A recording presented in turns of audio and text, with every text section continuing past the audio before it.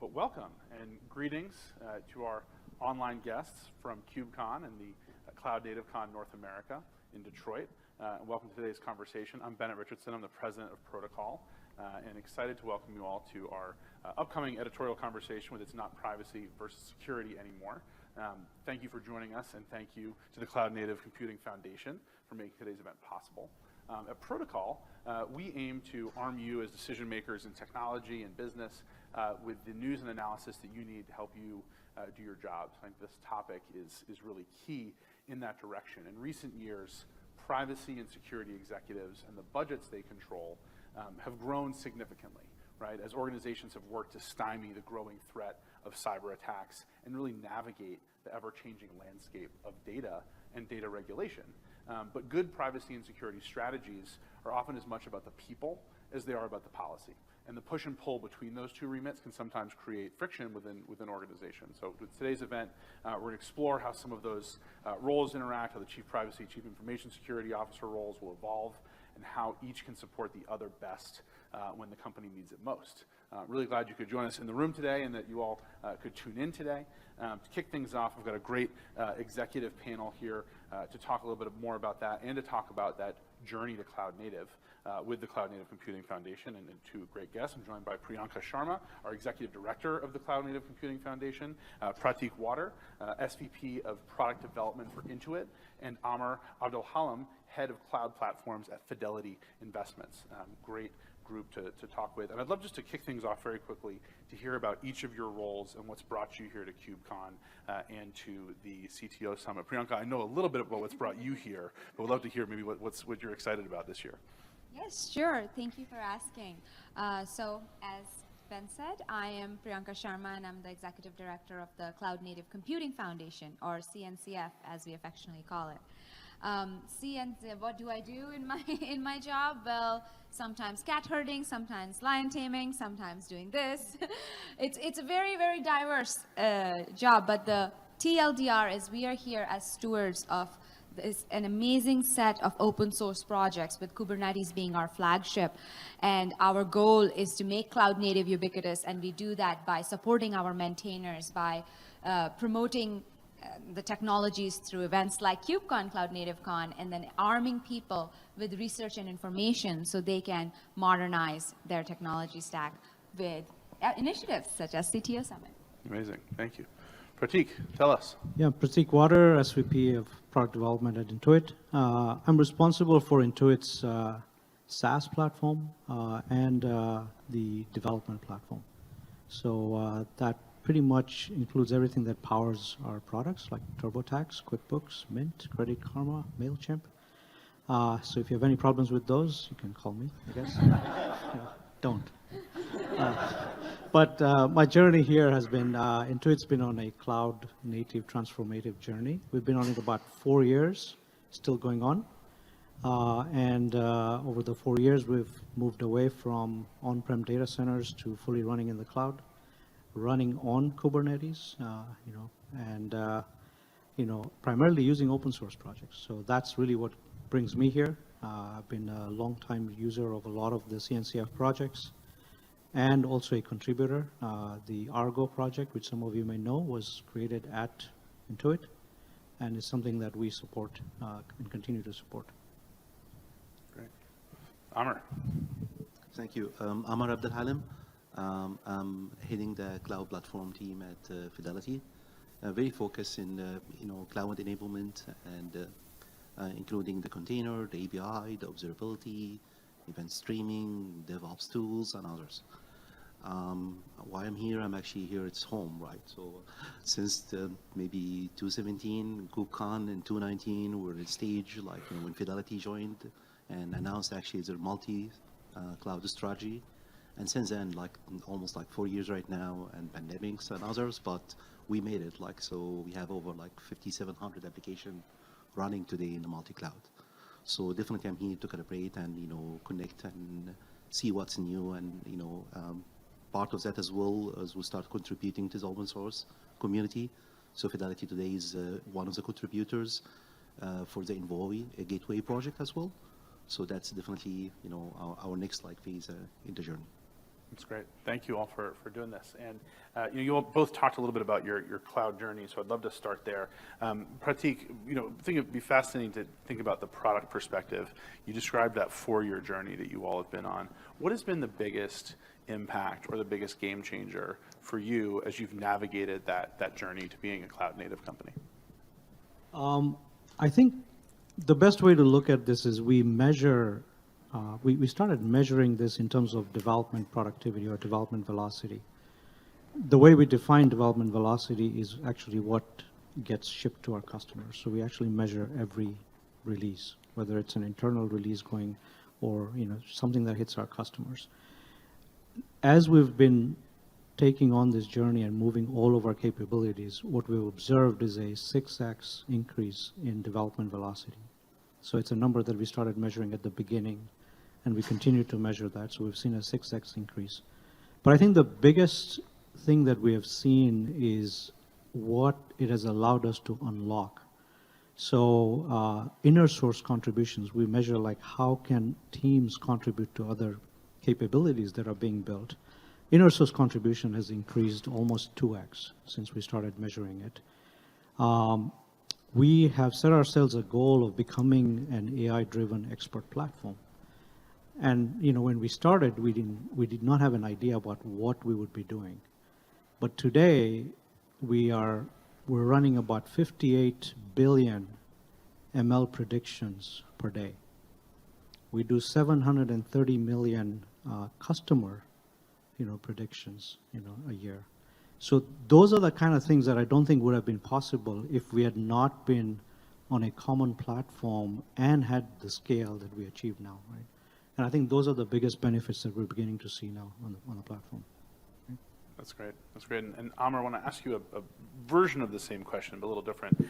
There's a lot of different steps on this journey to bring a company into the cloud, and obviously balancing privacy and security, as we're going to talk about with the panel in a minute, is a key one of them. How have you, as Fidelity, has navigated your own journey? Like, how have you addressed those different steps? What have been some of the big milestones as you all have brought the company into becoming more cloud native? Sure. And one of the principles in Fidelity, actually, it was used today in the keynote, by the way, invest. So we have to think as investors, and we did invest in building these foundations, building all this foundational service to move to the cloud, relying on open source technology, relying building the whole ecosystem that will enable our application to land safely and securely in these clouds.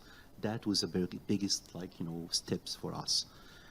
With that, it become journey for how to build, as Bernard was saying, better time to market, how to improve the resiliency in the cloud, how to manage elasticity and having that extra bandwidth and extra compute we needed during events in the market and others. That's another benefit that we had during this time as well. The journey for all our application, when you count about 5,700 application moving in 3 or 4 years, is not easy. So you have to build maturity system as well about those, and you have to start thinking about these applications journey. Are you refactor them? Are you shifting, lifting? Are you re-platforming? And how and why? And again, thinking as investors, there is an area where we have to refactor and you have to rebuild and design, and some areas where you think it's okay to move the application as is right now, and later might be rethinking about that. That's great. No, that investor mindset is really interesting to think about as you go into that. Wanted to bring us back to our topic for our next panel, which is balancing and aligning privacy and security. And I would love to get some advice from each of you about how you think about aligning privacy and security in the work you do. Priyanka, I'd love to start with you. What are you hearing about and thinking about in that space? Sure. What I hear and am perceiving in the space is that privacy and security are intertwined. They're not at odds with each other in the technology reality that we live in today. And this is where a lot of projects, open source projects such as Spiffy, Spire, or OPA come into play, because your encryptions, whether you're doing it with certificates or tokens, become really important. Also, what are the overall policies that you have set up? It becomes really important. And I think you need to think of that in the context of the security, of the privacy efforts that you take in the context of the security plans. at least what I hear from folks, it's not that they are completely different and disconnected from each other. But that may be the ultra-modern, cloud-native thought process. I'm sure Amar and Pratik can share more what they're seeing. So I think, that shift in mindset from like security is like one step in the process toward it had to be baked inside the whole life cycle of that product journey was one of the biggest things that we achieved during this. So, I mean, in the stage here, like, most of the tax return, including mine, is happening through containers, right, in this case. And most of the 401ks and the trading system is happening through containers as well. So it's very critical that we take that very seriously. So including that, like from all the way from your build process to your deployment, your automation, into your runtime, like including all the integration that you need to have with your ecosystem in the backends, that's all need to be baked inside the platforms when you build this. Great. Yeah, actually, we had long discussion about this just in the earlier session, but I think privacy and security definitely go hand in hand. When you start talking about security, with Amar as well as with me, Intuit being a fintech company, data security, PII, all of these things become, are at the forefront of any product that you build. So when you start the development journey all the way from beginning to write code, testing it, going into production, being in production, there are various tools and techniques that we use to sort of monitor the tools and for data security. Privacy is very important. Customer profiles, customer identification, identity, all of these things, when you start thinking about the scale of products, like we have 6 products or probably more, and as they go, as customers move from one product to another, making sure that the privacy is maintained, the data security is maintained. Those are not things that you can just do individually or in silos. So you have to have a very sound technological platform that's actually tied into your development platform to do that. And I think that's something that, as we were discussing, where CNCF and some of these projects that are now beginning to see actually can be very beneficial to a lot of us. Definitely. Thank you. And I think we'll wrap it up there. Thank you all so much for joining us. May Priyanka, one final Yes. parting thought, please. If I please. may, I just want to share with folks where we are, what we're doing, if that's all right. So we're all gathered here today at the CTO Summit at KubeCon CloudNativeCon, and we have folks such as Amar, Pratik leading our conversation here because as we're talking about privacy, security, all of these are meaty. This is like the highest level topic, right? Then you have to go into the details of exactly how does your business deal with those. And we've started these CTO summits where end users such as Fidelity, Intuit, and many others that are in the room can come together and have a private conversation in a secure space about how they are handling these challenges in their organizations, because we've all just got each other to learn from. Absolutely. No, thank you. And thank you again for hosting us all here today. And excited to turn it over to our panel. So I'm going to go ahead and bring up Kyle Alsbach, our senior reporter, lead on cybersecurity at Protocol, also one of the co-authors of Protocol Enterprise, to introduce our panel and keep things going. So Kyle, come on up. Thank you all. All right. Well, thanks, Bennett. As Bennett said, I'm Kyle Alsbach, senior reporter at Protocol. And I'm really excited to speak with the panelists today on our topic, security and privacy, and how those two things intersect. So before we dive into this, I would love to just have each of the panelists just introduce yourselves quickly. So, Jacob. All right. Hi, everyone. I'm Jacob DePriest. I'm the Deputy Chief Security Officer at GitHub, where I'm responsible for managing the day-to-day of our security team, which includes our security operations, infrastructure, product security, and governance, risk, and compliance, and also our outreach and security research team. Hi, I'm Deepak. I'm CTO at D2IQ. I'm responsible for both on the engineering side, working through the product line and organization security, and also on the product that we're building for our customers, making sure that product is secure out of box, and we'll talk more about it, I guess, today. Hi, everyone. I'm Elise Hulick. I am the Chief Privacy Officer at Intuit. and responsible for all the things. So we've got, data responsibility, we've got data governance, we've got product development, security and cybersecurity, data management in-house in our products and services, and really excited to be here to talk to you about it. Hello, everybody. My name is Chris Burrows. I'm the Chief Information Security Officer for Rocket Companies. So you'll think of Rocket Mortgage, Amrock, the old Quicken Loans. We support 13 different of the fintech companies owned by Dan Gilbert. So happy to share what we're doing and learn from the others on the panel.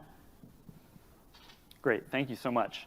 I'm just going to jump in where Priyanka, left off in the first panel with security and privacy just being so intertwined now as they are.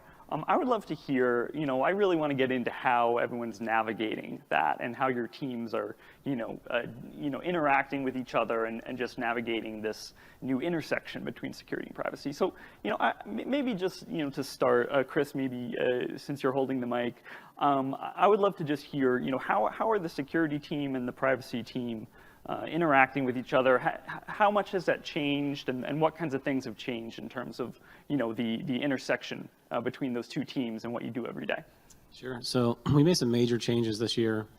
Going public a couple years ago changed our obligations from a regulatory perspective. So we worked a lot closer with legal, but we started a couple new initiatives where our privacy people are meeting with InfoSec almost on a daily basis, talking about where the rubber hits the road and what we're doing from a team member perspective, from a client perspective.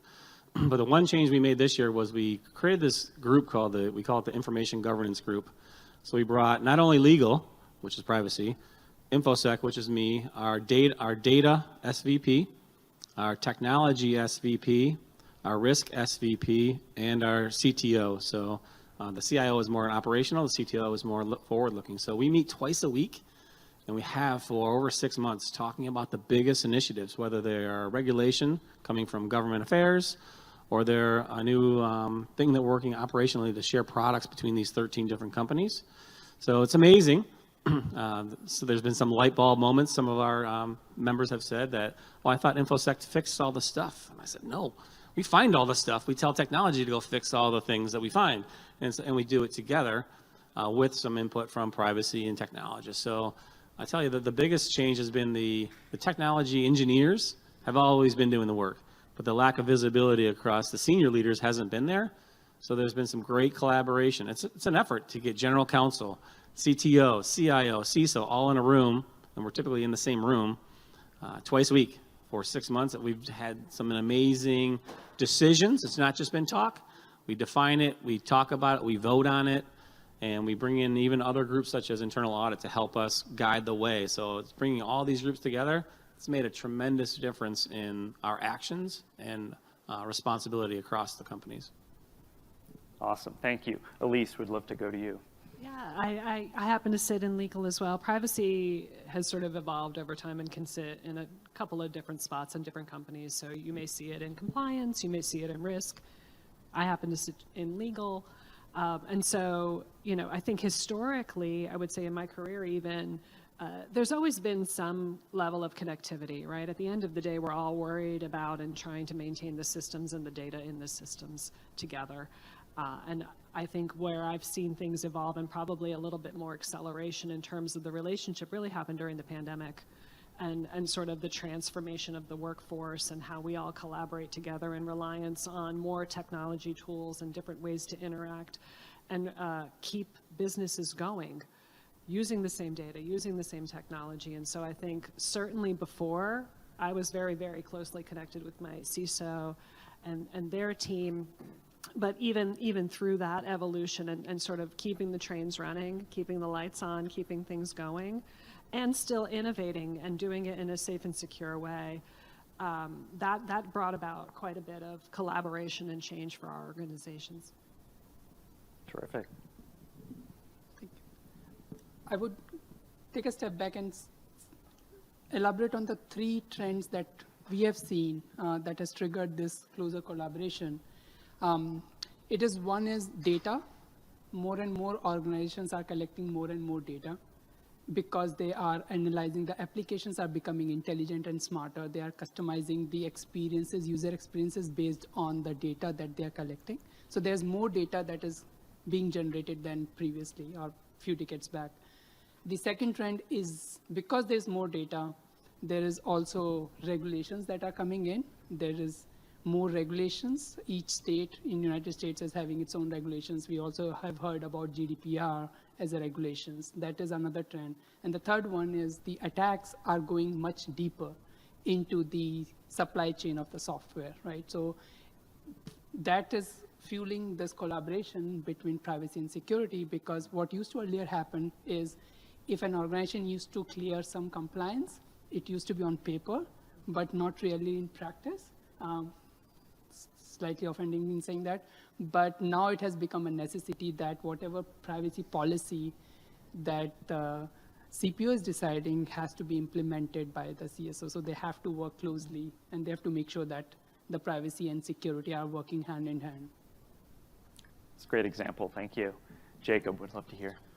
Yeah, so the way I think about this a bit is about trust when it comes to customer trust, public trust. I think most folks have heard of GitHub. We have 90 million users, but we also have 4 million organizations. And so the only reason that that continues is, as with most companies, is trust and transparency and how we build that in. And I think about that when I think about privacy and security. And so whether it's customer privacy of the data that people choose to store on our platform, and some of it's, their sensitive intellectual property, or it's employee privacy of, the thousands of employees we have at GitHub, and we have to protect their health information and their benefits information, things like that. Or it's our compliance and not just checking it off, but actually enforcing it and making sure it's there. And all of that comes down to trust, I think. And how do we build that? How do we maintain it? And when we do see things, how do we disclose it, and how do we get it out and make sure that, that this is an evolving space, and how do we continue to level up both with the industry, but also internally with our controls, and how we talk about it with our employees, how we talk about it with ourselves, how we talk about it with our leadership. And so I think it is intertwined for us. I talk to our legal team every day, but also some of the data privacy engineering work happens in the security team. So it's all together, and it's all a joint commitment for us. Terrific. Thank you. Well, I'd love to go back to Chris. You gave that great example. Your team's security and privacy teams are meeting, frequently now. And I would love to just hear, what are some of the lessons you've learned during that time? How have you navigated some of the, issues that might pop up, or what even are some of those issues? Yeah, so thanks. So one of the things that we really learned is talking about what the policies are. The policies executable. There's no real reason to create a policy that you can't follow up on. So bringing in the technologists, bringing in the InfoSec, the risk people, talking about, is this a reasonable level of security, and then you adopting it for the company. Just because there's a guideline does not mean you need to implement what the guideline says. It's a guideline, and that's the challenge. This is so new for people. They think, well, NIST says X, so I need to do what NIST says. No, you don't. You can take those guidelines and implement the intent of that control, and it could be different for each organization.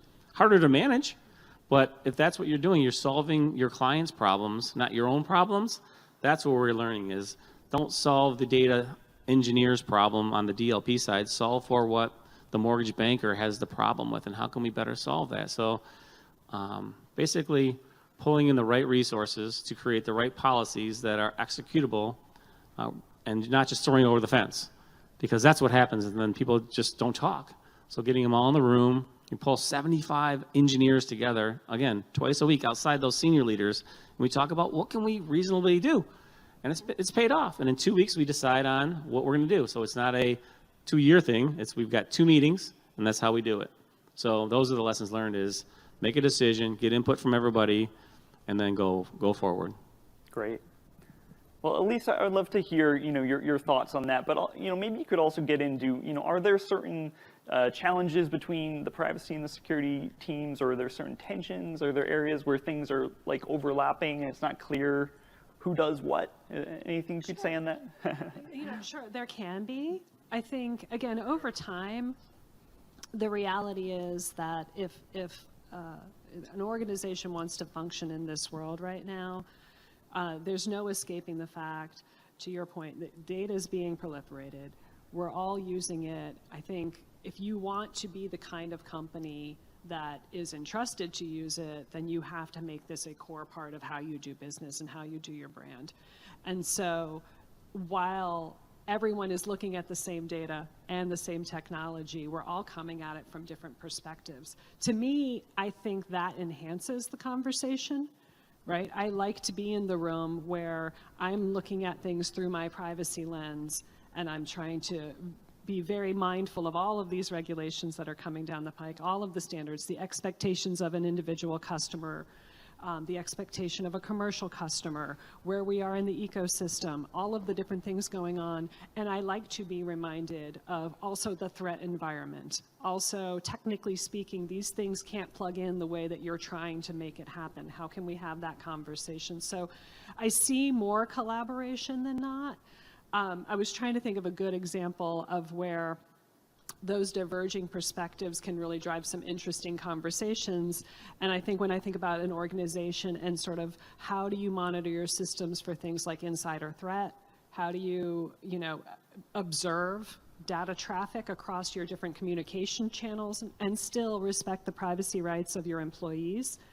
That can get exponentially more complicated when you start to leave the United States, and there are different philosophies and regulations and constructs around how you manage employees and their service with you and their information.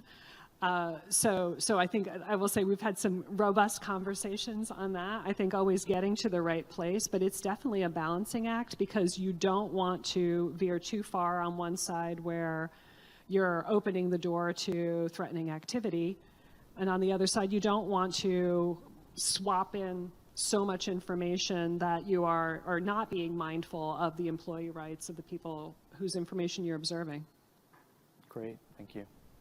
Yeah, Deepak, I would love to hear, just what kinds of challenges, what kinds of, things have come up where there might be some sort of tension or friction between the two sides? I wouldn't really say there's a friction or tension. It's more about unawareness.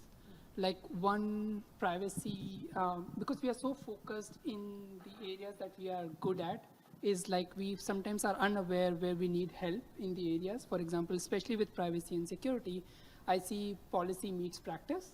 So policymakers sometimes are unaware. Have they gone so much into policy that it is, as Chris was saying, it's not executable?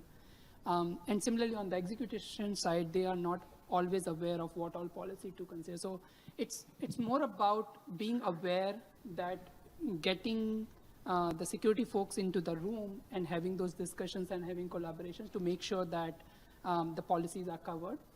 Similarly, when the security folks are meeting, getting the privacy folks into the room and making sure that whatever things they are putting in place. Because as I was saying previously, that data, wherever it's generated, might be more known to the security people, and policy people might not be aware of that. And so having them in the same room and having that collaboration and discussion, make sure that the organizations are covering their ground in terms of privacy and security. Great, Yeah. Thank you. Jacob, I'd love to hear if you have something to add. Sure. I think very, very similar to what you were saying. I think it is about how we leverage the strengths of each team. And so one of the things we've been talking about a lot is the security team does a lot of fan out work with our engineering and product teams because we're so intertwined in shipping secure features and securing the infrastructure. And so how can we leverage those paved paths that we've built, the relationships we've built, to do the same thing with privacy and the compliance around that, and not try to create a whole separate pathway, because they are intertwined and a lot of the controls are similar. And if you add a lot of privacy controls in, but don't add the security controls on top of it, then it only matters so much. And so we have to think about these things together. And so that's the conversation we've been having a lot recently about how do we incorporate the privacy practice into our security paved paths with engineering a product. Great. Well, Jacob, maybe you can take the next one too then, just following up on that. I mean, you're talking about, essentially, if I'm hearing right, more alignment between these two teams. And I would love to hear, I mean, are there certain things that you've done to, change something within the organization, or certain things you've, intentionally done differently in order to, get that alignment between those teams? Yeah, that's a great question. One of the things that I specifically have been talking to our legal team a lot about recently is organizational alignment to follow those pay paths I was talking about before. And so does it make sense for our privacy engineering team to be in security or engineering or in the legal team? Where do we align the resources and the hiring skill sets and the engineering managers to go into all these things? And so we're still working through what that looks like, but ultimately it's all to streamline and get this moving as quickly and as fast as possible to implement the new legal and compliance things that are coming out worldwide all the time. It's changing, so we have to be agile. We have to go after it quickly, much like we have to be agile in the threat landscape on the security side. Great. What we have done is bringing in the legal counselor earlier in the development cycle, because many a times when we are writing or developing a software or a product, we might not be aware of the policies or the compliance that the software has to undergo, and having the legal presence in those stand-ups to the level that they are meeting, even more than twice a week, if time permits, helps the broader team to be more aware of these regulations and compliance as they are building products and software. So that has greatly helped us be prepared in advance and not finding these things when the product is already out, because the later you find it out, the more costlier and more time consuming they are to fix. Great. I mean, from my perspective, it also, there's a cultural mindset that you really need to have across the whole organization, because my team can come in with all of the legal smarts and the privacy know-how, and our CISO and our information security team can come in with all of the best and latest about threat detection and whatnot. But you have a whole army of people that are working together day in and day out to build products and services, and they're doing it for someone, right? We keep the customer in mind when we're building things. We start from their perspective and try to come in. What would seem weird to them? What would they expect of us? How can we go above and beyond and do it in a way that is commercially viable, that is scalable across all of these changing laws and regulations, across different geographies, across different business opportunities, and really getting your friends around you to speak the same language, which takes a lot of time of sitting down with product teams, sitting down with compliance teams, risk teams, explaining why this matters, getting the tone from the top set in the right way, so that when you are in the room and you have to have really complicated conversations about whether we use this type of data or that type of data, or we give access in this way or not, or we bring in another third party, at least the mindset is present across the organization to move quickly and make things happen, that you're not trying to convince them or sell them on the idea that privacy is important or security is important. Yeah, I think you hit the nail on the head. I was going to say mindset too. In any organization I've been in, it's security is everyone's responsibility, from the clerk to the CEO. And if you get that mindset, you've got 30,000 security warriors at your company, and that makes a huge difference. So one of the things that we did differently, we didn't change the organizational structure, but we communicated a lot more. So we shared risk assessments between the privacy team, their risk assessments, and ours. We made it easier for our clients because they're getting tasked with assessments from privacy, internal audit, NIST, pen test, you name the assessment, and now we started sharing. So I can tell you that nobody saw a pen test before I got into the company outside of our little box of the little black box of people. But we started sharing that with the CTOs of all the 13 companies because they could learn from what happened at another company. And we have this level of trust and mindset to say we're all in this together. Whether the company is 50 people or 15,000 people, if there's a problem with one company, we have a brand and a trust problem with our clients. So opening up the shared secrets to everybody else, because truly we have, I think, 3,500 technologists at our company, and almost 30,000 team members. If you've got people that care and they understand the why, and that's the key. What's the why? We've gone out and built champions. We've got 350 champions in the business that are advocates for security and privacy and doing the right thing, and then they're telling us what's happening in their environment. So all these little virtual groups of explanations of how they can make a difference, that's what's made the most difference, is asking them how they can make a difference. So it's been fantastic. Great, that's really interesting. Well, maybe stick with you, Chris. I mean, I would love to hear, just in terms of, when these teams are meeting with each other, are you getting to the level of like preparing for an incident, right? Like, are you sort of spending time like walking through, okay, if there is a data breach, which is going to affect both of the teams, are you walking through, okay, who does what in this situation, and who calls who, and just do you kind of walk through that in advance, or what do you do with that? Oh yeah, so last year alone we ran 2 leader executive tabletops. So we came in and we had the CFO, the CEO, the COOs. I mean, there was probably 50 people in the room, and we facilitated what would happen if we got ransomed. Our stance is we're not going to pay. And then the conversation evolves from there. But our stance is we're not going to pay. Well, if you're at the end of the month and you've got $50 million on the table and you have to pay $5 million, and you're a public company, are you going to pay it? Can you defend that decision? Yes. There's going to be conversations on both sides of the house, but truly we are here to run a business, and we're here for the shareholders. So we run those at the leader level, which is great, having the CEOs in those conversations, and they make the decisions. We don't make them. We tell them the information, and we say, what do you want to do? And some were like, we'll never pay. Okay, well, let's dive in a little bit deeper, and you walk through those conversations that I brought up, and not that I would ever want to pay, but sometimes you may make a different decision. And then on the engineering side, on the technical side, the SOC team pulls in all the resources, and then we do tabletops for lunch every Friday. So they get through it, and they pick a different leader.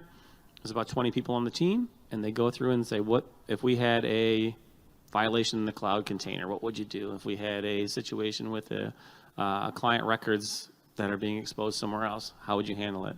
So not just having one incident commander, but having each person take an incident commander role. That's how you learn. You learn by being in the hot seat, making the decisions, and then we do lessons learned about that. So it's been helpful. And then pulling in the privacy people, pulling in the SOC and SOX people to say, this is how we would handle incidents, to give them some exposure to what happens on the real incident side, not just reading a playbook, which gets updated, once a year or whenever people's names change. Lastly, we meet with the FBI twice a year. We got a meeting next week, and we pull in their special agents in charge. They give us threat intel reports, and then we say, well, how would we handle this if there was such an incident? And we do some tabletopping of those kind of exercises. So all different levels, using external, using internal, and then sharing with our most senior leaders to say, I understand that we would never want to pay. Yes, but there's always other circumstances that you may make a different decision one way or the other. Or it helps us really validate that our response and recoveries are really tight, because those are other tests that we run. Can we restore and recover within the expectation of our BCP plans? Is it a 4-hour turnaround? If not, then we've got some work to do. Right? So testing at all those feet, at all those levels, and get everybody engaged has been really, really helpful. Great. Well, Elisa, I'd love to hear sort of what you're doing, but maybe you could talk a little bit while you do that about, you mentioned the language needs to be common across privacy and security. I mean, when you're doing preparations for, what could happen, incidents, how are you navigating this, possibility that, there's different vocabulary between the two sides? Yeah, 100%. I think, lawyers are known for being super humble, right? Right? So you got to be humble. You got to get in the room and say, I don't understand this. I need to understand it from a technical perspective, and try. And I will say through the entirety of my career, if you are willing, there are people there who would be more than eager to sit down with you and say, look, this is how this thing works. This is why I care about this. When I'm talking about this type of server, this type of cloud arrangement, this is why this has significance. I am a better lawyer because of those conversations. And I try, on my side, to make the law as accessible as possible. Oftentimes we end the sentence with, but that's crazy, right? And I say, yeah, It is, but this is the perspective of the regulator. This is the perspective of the attorney general who might come around and look at things. This is the expectation of clients who have terms in their contract that seem convoluted, but this is where we landed and this is the implication why. I really feel like trying to find common ground and meet in the middle and being very upfront with, I don't know this, but I'm willing to learn it, will get you there. Now, you need to also pay attention during those sessions, because I will say, going to your technologist and asking these questions is a great and positive experience, but I also don't want to be the attorney who comes back with the same question 55 times, right? Like, it is part now of your job to know how the technology that your entity supports functions, how we manage it, how we look at it, all of the data governance piece that goes on behind the scenes. And as you see, a couple of panelists have talked about sort of the rise of sort of maybe less traditional or newer privacy roles, things like privacy engineers, people who kind of straddle that line and have both the legal acumen and the understanding of the privacy landscape, and also an engineering or a design background and things like that. We see a lot of that, and they are invaluable in sort of sitting in the room and saying, this is what everyone's saying, and this is why we're doing it. So that when an incident happens, something happens, again, you move quickly, because that's not the moment in time to learn. You've got to learn it beforehand so that you can respond when you need to. Terrific. Thank you. So the organization that I'm currently working on is slightly different because we don't have a SaaS service. So it's not like we are having a lot of customer data, but then privacy and security still plays a role for the employees of the organization. And there, since it's a very small team, whenever some incident happens, it's the same team that has to handle it. So we don't have many of those problems yet because of the size.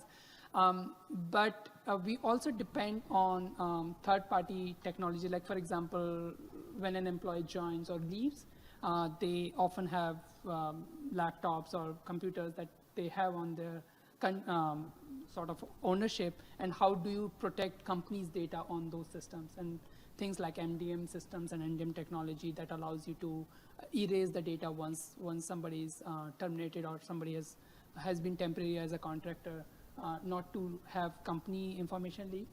But I would still say that in terms of preparing for those isn't that big a problem right now for us because of the small size of the team. I see.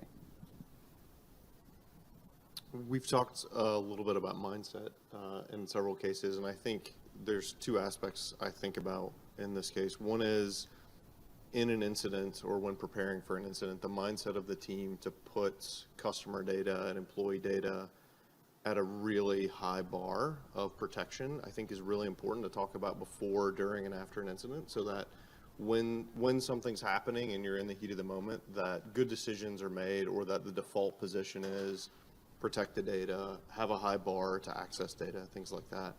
So I think that's really important. And I think the other side of that is externally facing communications. For us, we talk a lot about the bar being low to communicate externally when something happens. So we want to communicate, we want to be transparent. When there's an incident or something that's happening, we want to, if you go read some of the security blogs for GitHub, you'll see we put a lot of information out when something happens.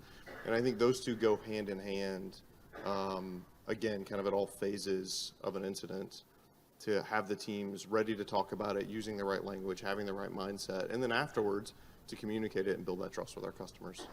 Terrific. Well, I'm going to open this up to anyone, but I mean, what's a lesson you've learned that we haven't talked about, along these lines? Is there anything that's, important that you found out, with the privacy and security intersection that hasn't come up yet? One thing, I don't know if it is directly related, as software development has changed a little bit, it has become more collaborative open source. We are at CNCF conference, so the software that is being developed is collaboration of many open source technology, and many times you are including code which you have not seen or written. And there, the privacy and security becomes important, and bringing these teams and making them more aware is super important. Is like, and I was talking to him just prior to that code scanning or security scanning, which is many times overlooked, is super important. And that's what would help us get more prepared as the attacks are going deeper into the supply chain, is like how we can make the entire software lifecycle much more secure and verifiable, something that we haven't talked about in this panel yet. Yeah, I was going to say, so we always talk we think a lot and we execute a lot. Where we can add some improvement is communicate. And when you think you've communicated enough, let's try it 8 more times because you have not communicated enough, right? And that's what it really boils down to is we all think, we all have our lenses on, but we fail to communicate what we're trying to solve.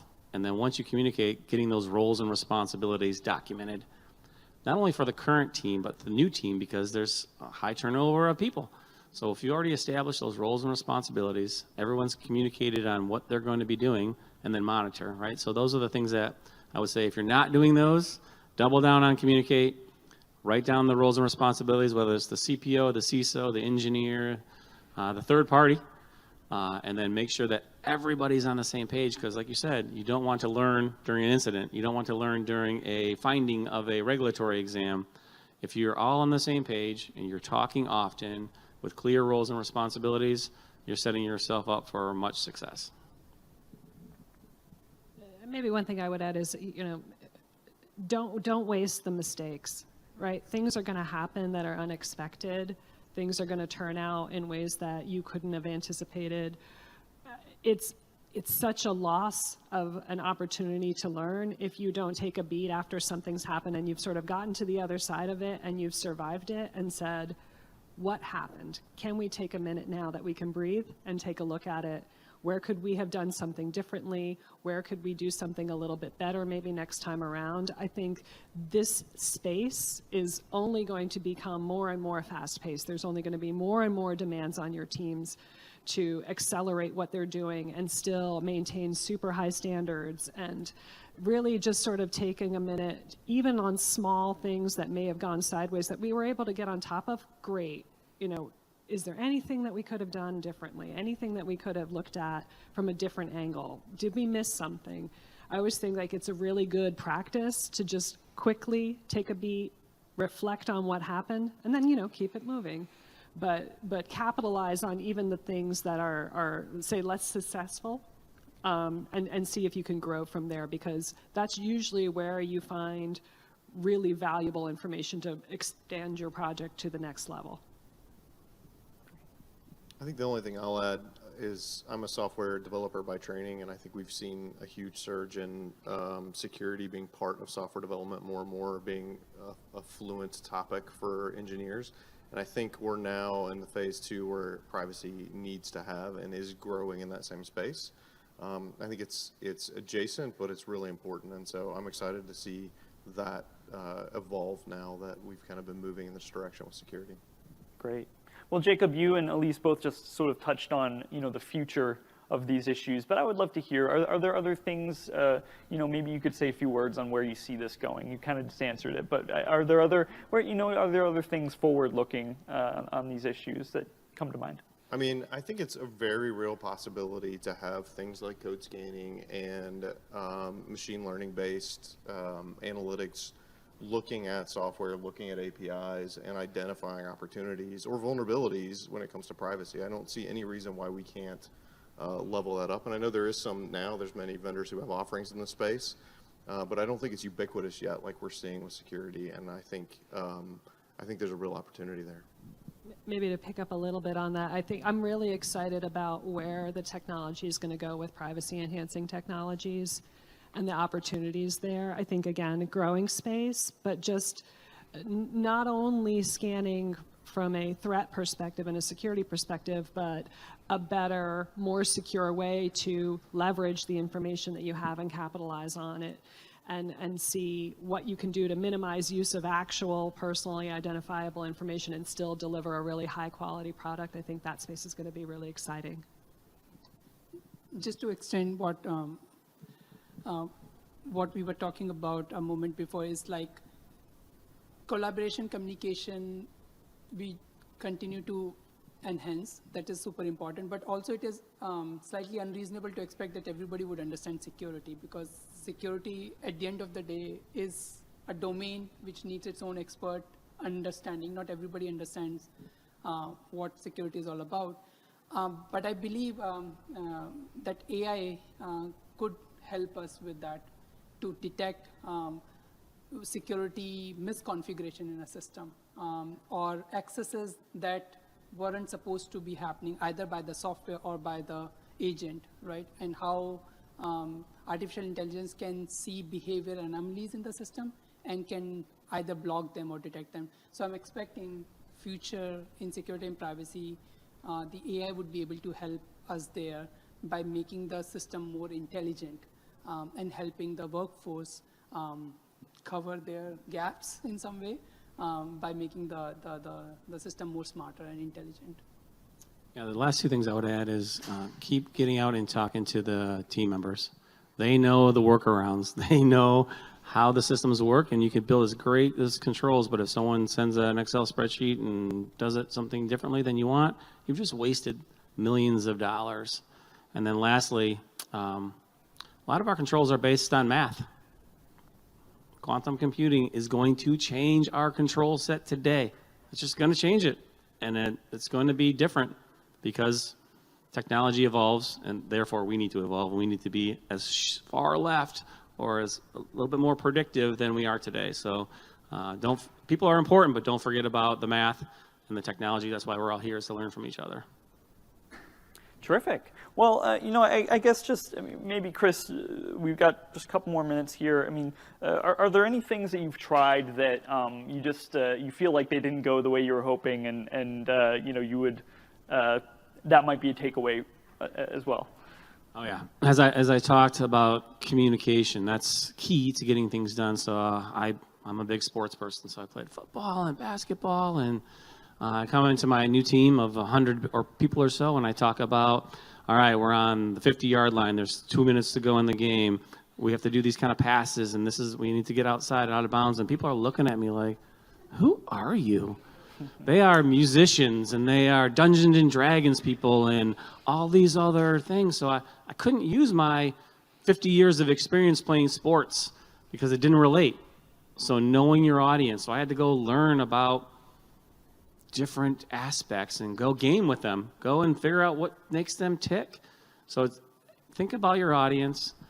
Think about how you're communicating, because it's about their lens, not your lens, right? It's just like your client. Solve your client's problems, not your problems. So my eyes were open.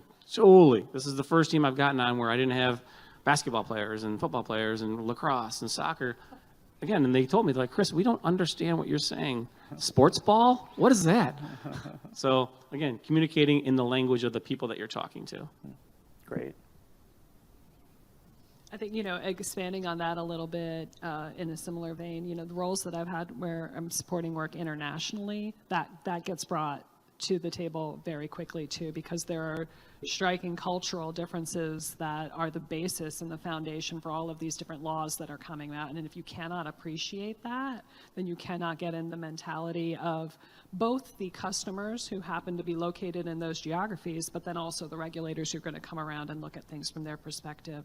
And so just widening your reach, I think, just to amplify that point, and think about sort of the origin of where something is coming from can get you very far along. It can be challenging if you sort of sit in a very isolated way and kind of look at things from your perspective and be very convinced that you are correct and this is the only way to think about it. Terrific. The point that I would add is the more awareness of knowing that you may not know everything, and bringing the right set of experts into the room goes long way, right? It's when we start feeling that we don't need anybody else in the room and we are self-sufficient is where the gaps started to creep in. But if we are just aware that, yes, for this thing I need to bring in legal, for this thing I need to bring an expert into the room and help me out with collaboration and communication, that'll help us learn from each other and be more secure and private. Yeah, for me, this is a little adjacent, but I spent a long time in the government on the other side of the table with customers or vendors, and now I'm on the other side of the table talking to customers all the time. And I bring that experience, and I think about that a lot when I'm having those conversations about what did I want to hear when I was evaluating a SaaS platform or a security platform or thinking about privacy. What are the things that were important to me? And so I try to flip roles while I'm in those conversations and just be as candid as possible about where we can help, where we're not there yet, or where a customer could go solve their own problem. And so I think that applies not just to security and privacy, but that's something I've been learning. Terrific. Well, we're almost ready to wrap up. I want to ask one more quick question, which is just, what's something that you're optimistic about in terms of, the future of security and privacy and, how those things are interrelated? I'll go first. For me, I'm excited that security is now kind of part of how we work.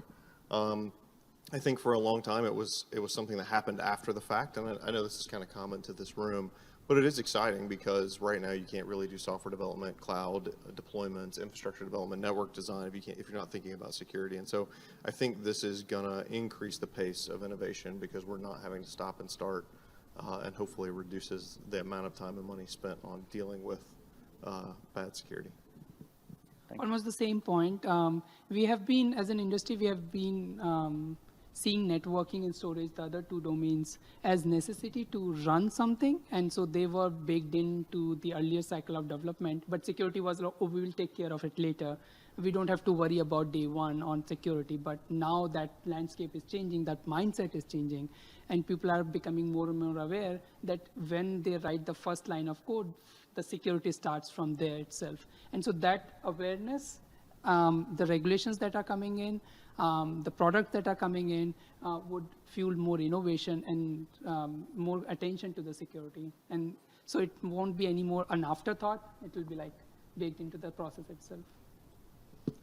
Yeah, I like the idea that when this is done well, when we get it right, this is, I believe, truly a brand differentiator. I think people who take this seriously and can come together and collaborate and come early in the design process and have the culture around them and the organization around them. Customers are smarter. They get smarter and smarter every day.